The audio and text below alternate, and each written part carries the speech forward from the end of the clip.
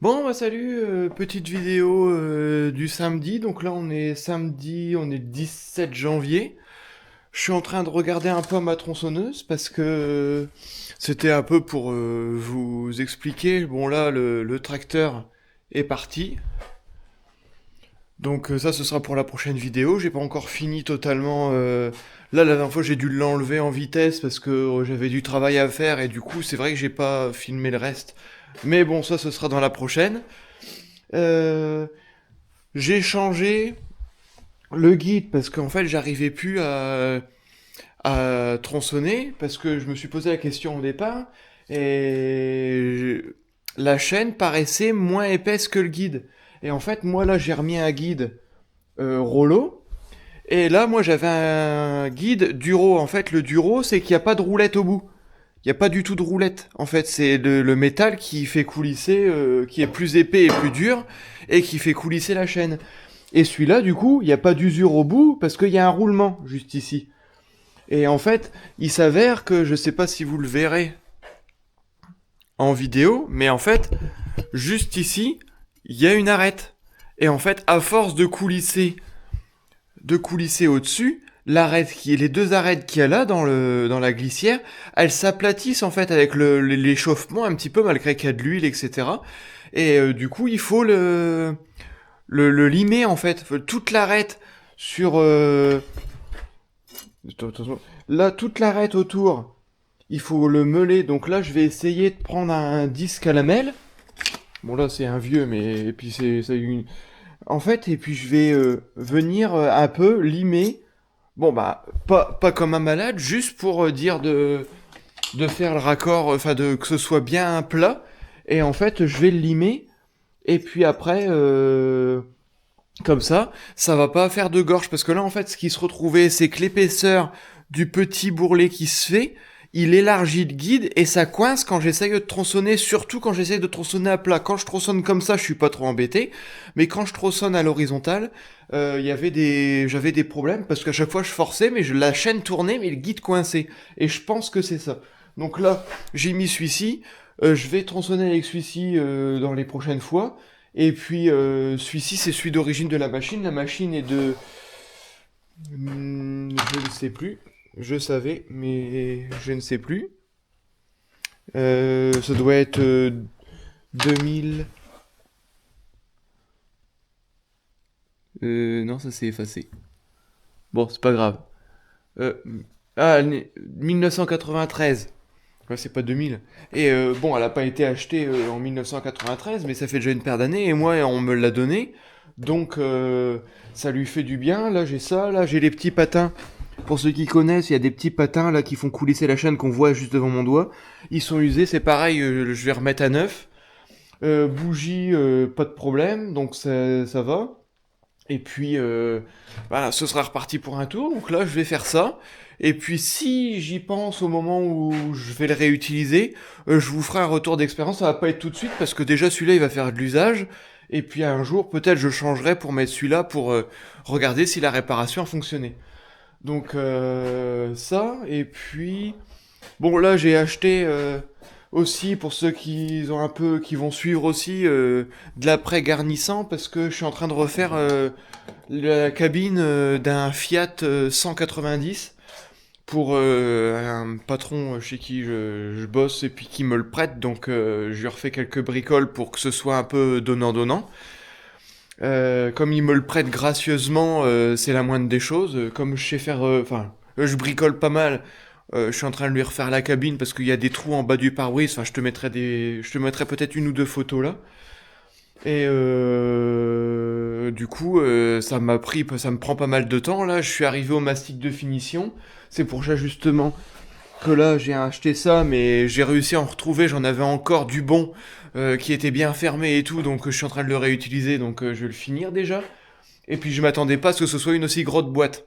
Normalement, moi, je m'attendais à une boîte comme ça, et tout compte fait, là, la boîte qui est arrivée, bon, j'ai pris la moins chère, en pensant que c'était pas grand.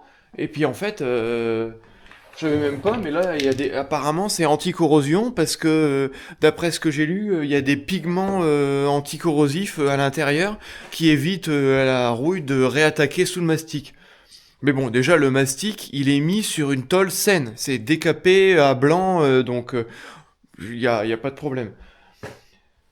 Donc voilà, bah moi je me disais, bah mince, Cascala, parce que je l'aime bien, elle est peut-être ancienne, mais on repasse à la tronçonneuse, ouais, parce que je passe du coq à l'âne tout le temps. Et faut suivre. Et là, je disais, mince, quand même, le guide, il a pas beaucoup fonctionné quand même, parce que le propriétaire d'avant, je le connais bien, il avait pas fait des milliers de choses, il faisait pas de bois avec, c'était juste pour dégrossir, des fois quand il y avait des chemins, tout ça. Et bon, bah là, du coup, je sais pourquoi ça fait ça. Parce que j'avais jamais eu le truc de faire ça, parce que les tronçonneuses avant, moi je le faisais, mais c'était à mon père. Je les entretenais pas forcément, il s'en occupait comme c'était pas les miennes. Et du coup, là, celle-là, je m'en occupe, mais c'est vrai qu'au départ, bah, faut se prendre un peu, faut se mettre un peu prendre la main un peu, et puis savoir comment on fait, etc. Parce que c'est vrai que c'est pas évident à tout connaître, parce que moi je me suis dit, si je le mêle, ça va le faire chauffer un peu. Enfin, quand même, la ferraille en elle-même, et je dis, ça va casser ou ça va s'user d'autant plus. Et non, il faut.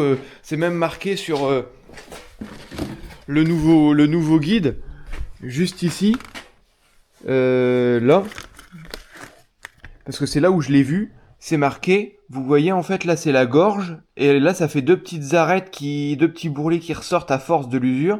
Et ils disent bien de passer un coup de lime, et une fois par semaine, même eux, ils le mettent. Donc, bah, moi, depuis le temps que je l'ai et que je fais un peu de bois, etc., j'ai encore jamais fait ce truc-là. Et c'est peut-être pour ça que de temps en temps, j'avais des problèmes. Bon, bah, moi, sur ce, je te souhaite une bonne semaine, un bon week-end pour l'instant, une bonne semaine pour la suite. Et puis, je finis la vidéo sur la fourche du Renault, là, que j'ai peint. Là, il reste ça, mais je sais pas encore en quelle couleur je le fais parce qu'il faut de la peinture qui tienne, parce que ça prend des chocs. C'est toujours avec ça que je soulève. Donc, si c'est pour que ça s'effrite tout de suite, je vais pas m'amuser à mettre de la peinture super chère ou quoi que ce soit. Donc, je vais peut-être le laisser en après, comme ça, je sais pas. Ou le peindre, ouais, là, pour l'instant, j'en ai aucune idée. Ou après, j'ai acheté de l'époxy en bombe, voire donc de la même marque, hein, toujours Icar. Moi, j'aime bien acheter ça parce que je trouve que c'est de la bonne peinture, ça s'applique bien, ça fait une belle finition nette. Et je me demande si je vais pas faire de l'après époxy dessus. Je sais pas. Ça, c'est à voir. Et bah, il reste ça à faire. Et puis, bah, bonne semaine à toi. Allez, ciao.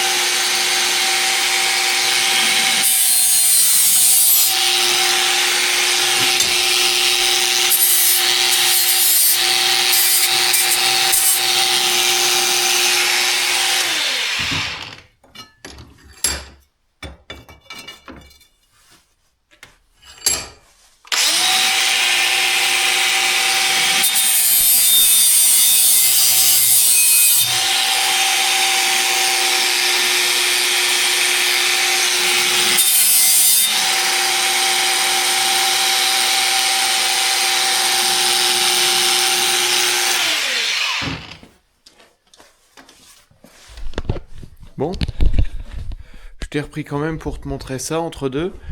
Donc là.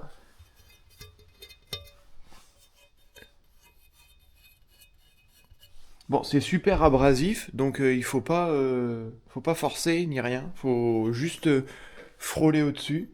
Et puis au toucher, il doit plus y avoir de gorge. Enfin, de petits bourrelets comme ça. Bon, ben, il n'y aura plus qu'à tester.